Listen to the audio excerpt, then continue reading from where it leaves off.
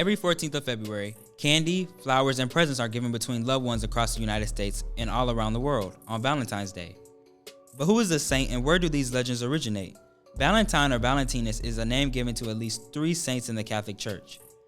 Valentine, according to mythology, was a 3rd century Roman priest. Emperor Claudius II forbade marriage for young men because he believed single men made better soldiers than those with wives and families.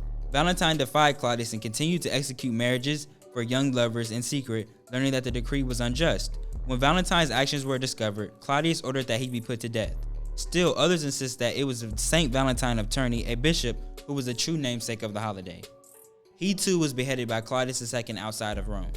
According to some accounts, Valentine was assassinated for attempting to assist Christians in escaping Roman prisons, where they were frequently beaten and tormented. According to mythology, an imprisoned Valentine created the first Valentine greeting after falling in love with a young girl who visited him during his confinement, possibly his jailer's daughter. He is said to have written her a letter inscribed "From your Valentine" just before his death, an idiom that is still used today. Though the truth underlying the Valentine legend is hazy, all of these stories emphasize Valentine's attractiveness as a sympathetic, heroic, and most importantly, amorous person. Valentine became one of the most popular saints in England and France during the Middle Ages, possibly as a result of his reputation.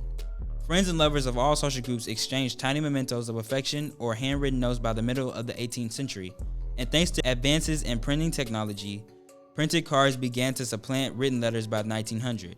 In a time where direct expressions of one's feelings was discouraged, ready-made cards were a convenient way for people to express their views.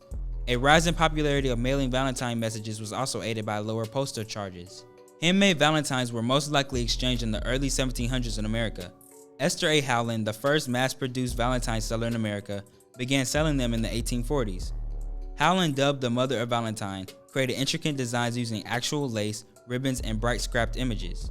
Valentine's Day is now the 2nd largest card-sending occasion of the year, according to the Greeting Card Association, with an estimated 145 million cards sent each year. Hey Panthers, have you ever heard of Best Buddies? Best Buddies is an international American non-profit organization. It consists of volunteers that create opportunities for people with intellectual and developmental disabilities. The program's main purpose is to allow volunteers to be paired up with a buddy with an intellectual and development disability and provide them with a friend or mentor. Best Buddies is the world's largest organization dedicated to ending the social, physical, and economic isolation of 200 million people with intellectual and development disabilities.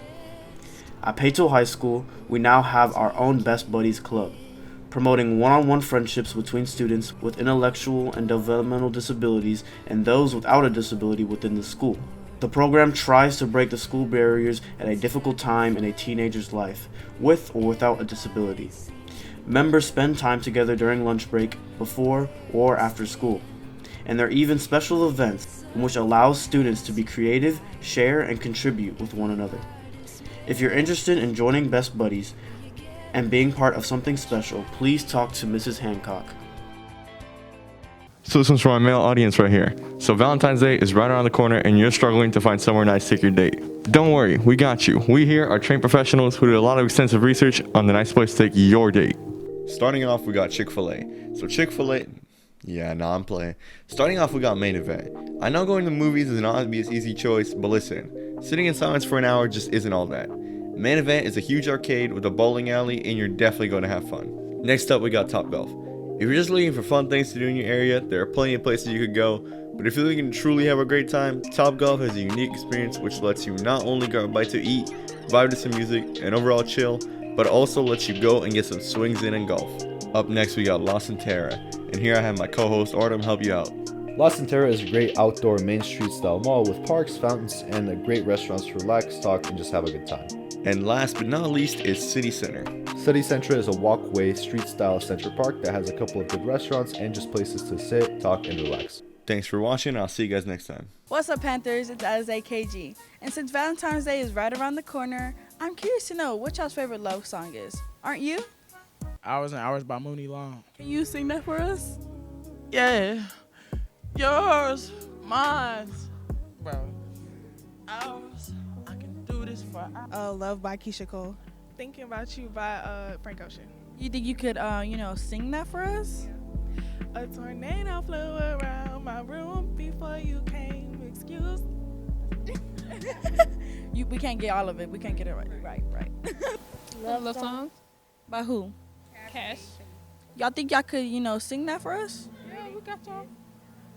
Like who been on your mind? What? Who got your time? What? Who you been riding with? What? I can't make you mine. Okay. When I See You by Fantasia. You think you could sing that for us? Yeah. I put your picture on my mirror, start to blush when somebody says your name. In my stomach there's a pain, I see you walk in my direction, I go the other way. Yeah.